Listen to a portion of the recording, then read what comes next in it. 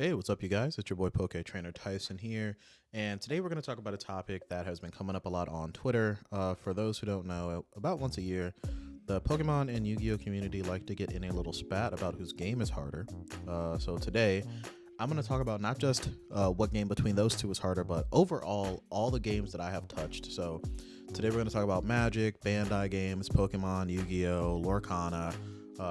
What games are actually the hardest, and we're gonna kind of give them an order here. I'm gonna give you my thoughts, argue with your mama, not me. I'm gonna come back with some facts about what they are, and then I'm gonna kind of let it die and hopefully never have to see it on Twitter again. Ban the word harder or something, I guess. I don't know. First up, we've got what game is actually harder. So out of the big three, which since we got Magic included in the conversation, we're gonna do the whole big three at one time. The answer is Magic, Yu-Gi-Oh, Pokemon, in that order, and Pokemon being at the end is actually by design. First, let's talk about that so that we can get Pokemon out of the way. Out of all the card games we talk about today, Pokemon is the easiest to learn and honestly the easiest to get good at. There's definitely high-level players that are like they're kind of built different at this game, and we'll get more into, I think, good card game players are just good card game players and could probably eventually translate into other games if they put in the work for it. But about 2011 time, Pokemon decided that they wanted the game to be more beginner friendly. They wanted everybody to feel like they had a shot in every game. So they dumbed the game down a lot. If you go back and play 2010, really the beginning of the game all the way to 2010, there's a lot more resource management. Evolution mattered a lot more.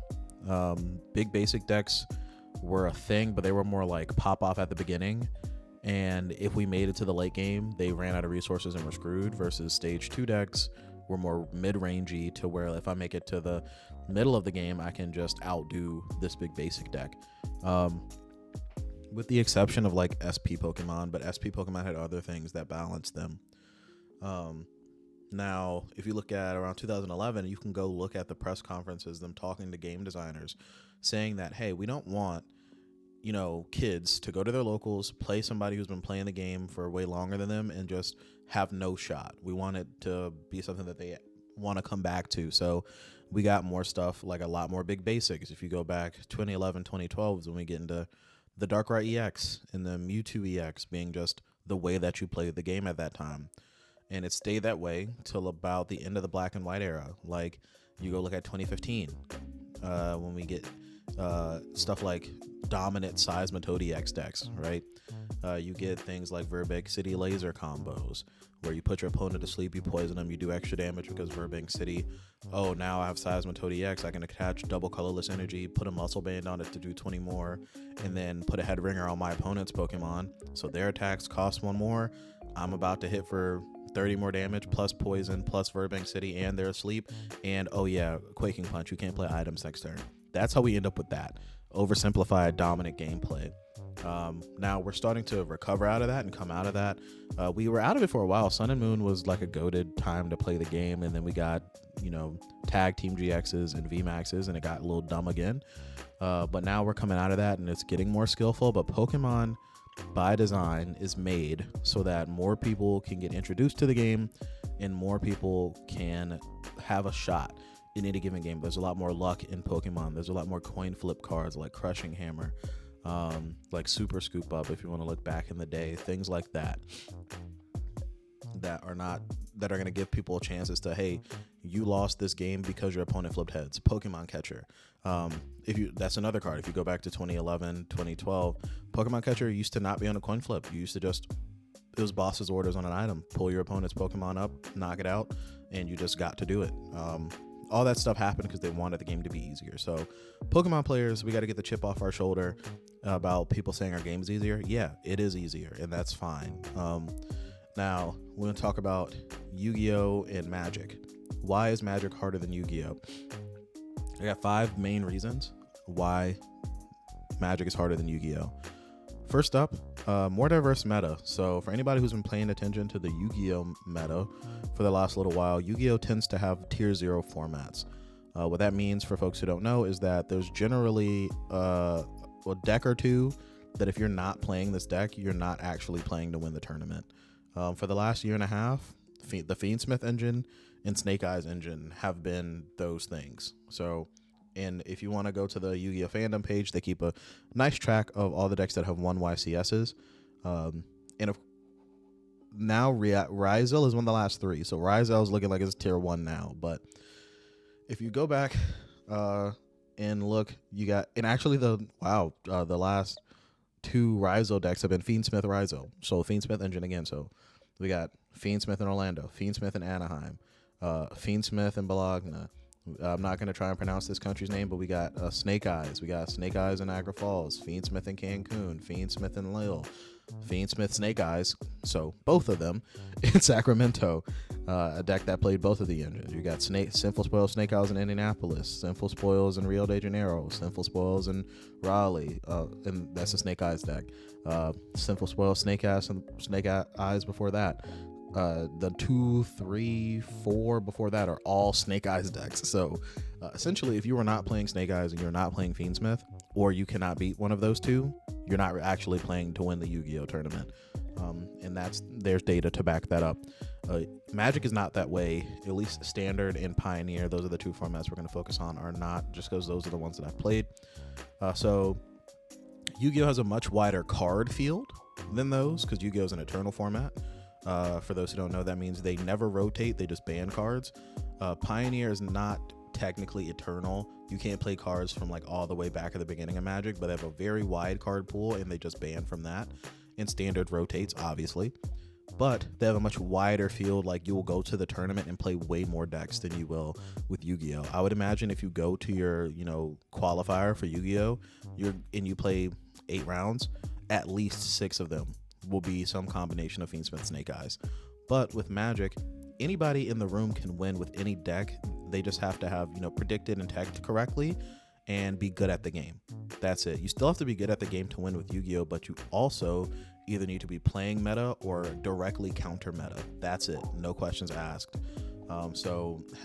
And the reason why having a wider card pool, in my opinion, makes the game harder is you need to be prepared for more. Like I said, for Yu-Gi-Oh, you need to either play meta or be prepared to beat said meta.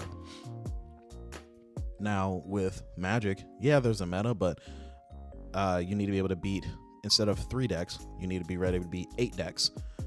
And you need to accept the fact that there are enough cards to where your opponent can play something you've never seen before. They can tech for you, or something that both of us didn't even know was a tech for me ends up being a tech for me, right? So that's where the more diverse meta comes in and making the game harder, in my opinion. Point number 2 of 5, why it is harder, is Magic has a mana system. So Yu-Gi-Oh is a game where you have summon restrictions, so you can only normal summon once per turn, and you need specific things to be able to special summon, fusion summon, XZ summon, all that stuff. But Magic has a mana system, meaning every card that you play has a mana cost, and you need to have drawn into and played that mana to be able to play the card. You get 1 mana per turn. So if you really need a mountain to play this card that's going to let you combo, then you need to draw into this mountain, or you need to get a Crackland that's going to let you go into your deck and get the mountain. And that doesn't even really help because Cracklands give you the mana tapped, right? So there is way more randomization and way more resource management when it comes to your mana system and actually playing the game in Magic than there is in Yu-Gi-Oh. And that brings me to point 3, randomization. Yu-Gi-Oh is a combo game. Every card in Yu-Gi-Oh is to get to the next thing, to get to your combo. So for example, you have the new Blue Eyes White Dragon starter that just came out, and Maiden in White is a new card that just essentially unlocks your deck. So if you go Sage with Eyes of Blue, you go use it to search Maiden of White. You use Maiden of White to go search your Blue Eyes, and then you can go use the Sage that you just played to get your Maiden. You can use that as the material to go to your extra deck and get your Spirit to then use Spirit to get Mausoleum, to do all this stuff. It's all wombo combo. You're searching through your deck at all times, to the point where Like, except for your at the end of your turn when you have to shuffle so that next turn your draw is randomized. I don't know why Yu-Gi-Oh player would ever shuffle their deck, because they're going to go back in, and they're going to search if their combo gets to go off, if they don't get like ashed or something, right? But with Magic, there's not a lot of tutor cards. You're kind of living off the top of your deck. So you have to really think about your mana curve. You have to really think about, okay, how many manas am I going to play to make sure that my engine gets to go every time? What kind of manas? Because there are 5 different mana colors. So what kind of mana? Do I need more red than black in this Rakdos deck? What is my, if you're playing, even actually all Magic formats, if you're playing Commander, what's my Commander cost? And what does that mean for me? So there's more randomization in Magic than Yu-Gi-Oh, therefore making it harder. The step 4, keywords, or the next one is keywords. Yu-Gi-Oh doesn't really do keywords. Everything's kind of written out. That's why we got these big paragraphs on the Yu-Gi-Oh cards, as to where in Magic, there's 1.5 million keywords. Not all of them are legal at any time, but Magic can make them legal at any time, and it's your job to go learn what they do, learn if they affect your deck, and learn how to counter them if you need to. That's something you don't have to worry about in Yu-Gi-Oh. You just know what the card does, or you can read the card right there. But you need to know going in, hey, I'm a slower deck. If I'm playing something like Rule Prowess, that's going to have a lot of haste guys with Prowess, and they, get bolstered up every time they play a spell, and they have haste, so they can hit me the turn that they're played. I need to know what my deck needs to do to counter that. That's not a thing in Yu-Gi-Oh. So there's that as far as what makes it harder. And then step 5, you have to be good at multiple formats to succeed at Magic at the highest level. Yu-Gi-Oh, there are multiple formats. Some popular ones other than Standard, there's Edison, there's GOAT, there's Critter format, stuff like that. But it's not built into the tournament structure, meaning if you're playing Edison, you're playing Edison. There's an Edison tournament, and you're just doing that. Same with GOAT, same with Standard. With Magic, once you get to the highest level, draft is built into whatever tournament you're at. So if you watched Worlds, they drafted before they played the tournament they were actually there to play, and you need to get through the draft to be able to go to the actual format that you came there to play. Also, they rotate their tournament structure every year, meaning so this year is standard everywhere, but last tournament structure before the last Worlds, I'm pretty sure it wasn't Pioneer last time. It was Modern last time, I'm pretty sure. Yeah. No, it was Pioneer. It was one of the two. Whatever it wasn't Standard. So you had to be good at Modern or good at Pioneer. Now you got to be good at Standard. Whatever the next one is, you got to be good at that. And you have to be a good drafter, because the first day of whatever regional that you qualify for, which is another thing, you have to qualify for the regional. You can't just show up. Like a Pokemon regional, you can just show up. A YCS, you can just show up. You can't just show up to a Magic regional. You have to qualify to get to the regional. Then you have to be good enough at draft to be able to make it to play the format that you actually came to play.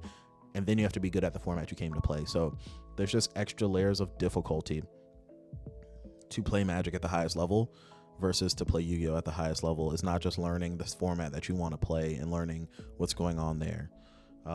So those are the 5 reasons why Magic is just harder than Yu-Gi-Oh. It's at the top of the pedestal, and it will stay there, in my opinion. Next up, let's move on to kind of the auxiliary games, Lorcana and the Bandai games. So Lorcana I have as the first bullet here. Lorcana falls in this weird space where it is definitely not as hard as Yu-Gi-Oh, definitely not as hard as Magic, definitely harder than Pokemon, but there are aspects that make it harder than the other 2 games, right? So the main one that I want to talk about today is the mana system. So Lorcana is another one that has a mana system, and for those who don't know, Lorcana is just Magic with Disney characters on it. That's all it is. It's owned by a different company, but that's the gist. The thing that makes the mana system different in Lorcana is you don't have mana cards. Your cards, so instead of having a mana, you have ink, and you have an ink well. Every card in your deck is either inkable or it's not, and you have to put cards from your hand into your ink well to pay the mana cost of spells, of stuff that you want to play. So for example, if you have a 1-drop, there's a 1-drop Daisy Duck. If you have a 1-drop Daisy Duck in your hand, you have to ink a card that's inkable in your hand, then tap it to play the Daisy Duck. So you have to decide, hey, I've got a Daisy Duck in my hand, but I've also got this inkable card that could be good later in the game. I can't play it right now because it's turn 1, but yeah, so you got a Madam M Fox in your hand. Madam M Fox is a very good card, very good. It has haste. It has a big body. It can crash into stuff and remove your opponent's things. But once you put in your inkwell, it's gone. You can't do it again. Daisy Duck is also good. It's a 1-drop. It has a good body on it. Can't be easily removed. And it's how you start your game. You don't have to make that decision in Magic. In Magic, you have a 1-drop in your hand. Okay, cool. Do I have the mana to pay for it? Do I have a mountain? It's a red card. All right, cool. I can play it. But in Lorcana, you have to go, do I need this for this matchup? Do I need this Fox for later? Because if so, I have to look at my hand and say, do I have anything else I can ink? If the answer is no, I have to give up the Fox and I have to know in my head, all right, I'm down from 4 Foxes to 3, and I have to maintain that in my head. That is a legitimately harder mana system than Magic's mana system. I know that Lorcana is not the first one to have this type of mana system, but it's the most prominent one right now. So in that aspect, it is harder than Magic. In every other aspect, it is not. Magic's been around for about 30 times as long as Lorcana's been around, so the game is still growing. But Lorcana has all the facilities to get to be as hard as Magic is down the line. So right now, Lorcana kind of falls in the 3rd spot and bumps Pokemon down to 4th. Pokemon, again, will remain at the bottom of this list. Now let's talk about the Bandai games. So for those who don't know, Bandai games are One Piece, the new Gundam game that everybody's losing their mind off of. Essentially every anime game that has seen any real success competitively is a Bandai game. Dragon Ball Super, Dragon Ball Fusion World, or I guess it's Dragon Ball Masters now instead of Dragon Ball Super. Even some more collectory games like Union Arena. I'm pretty sure Battle Spirit Saga RIP was a Bandai game. But all those games belong to Bandai, and they seem to be following a Yu-Gi-Oh path. The games are younger, but they have never even talked about a rotation, and they're just banning cards. And they don't even just ban them, they ban them and then they reprint them a little worse. So like in the case of, I believe it was Rob Lucci, when his deck was like tier 1, they banned him as a leader, I believe, and then they reprinted him with a worse effect. It didn't completely nuke him, but it made him really not as good, and that's how they're handling it. So they're following more down a Yu-Gi-Oh path. They've also got cards with a lot of text on them, and it's a higher barrier of entry like Yu-Gi-Oh is, to where like Magic and Pokemon are pretty simple to teach the premises of the game to somebody, but Bandai games and Yu-Gi-Oh are way more combo heavy, way more, okay, yeah, you know what the text on that card says, but do you know how to accurately use it, type situations. So Bandai games, so let's focus in on One Piece here. One Piece eventually, I feel like, will turn into Yu-Gi-Oh, where if you don't have somebody who's your friend and willing to slow down and teach you, it'll be hard to learn, and that will make people shy away from it. But right now, I'm not gonna say it's as hard as Yu-Gi-Oh. So, I am gonna say it's harder than Lorcana. So the list for the video is gonna go Magic in number 1, Yu-Gi-Oh number 2, One Piece number 3, Lorcana number 4, Pokemon number 5. So that is, in my opinion, what game is the hardest and why. Now let's talk about why it doesn't matter at all, and not just my opinion, but just in general, why it doesn't matter. And there's 2 points, or 3 points I should say here. The first one is that good card game players are going to be good card game players, and it doesn't matter what the game is. If you give a good card game player enough time with a game, they will just be good at it. The main, and my Pokemon players will know this name intimately, his name is Ian Robb. Ian Robb is a great example of this. So I'm sure he played Pokemon in the played a little bit of Magic in the past, but he is mainly a Pokemon player. I've got his Limitless page pulled up here, and let me count his regional wins. And this is just since 2017. 1, 2, 3, 4, 5. 5-time regional champ. Are they all regionals? Then one of these might be an international.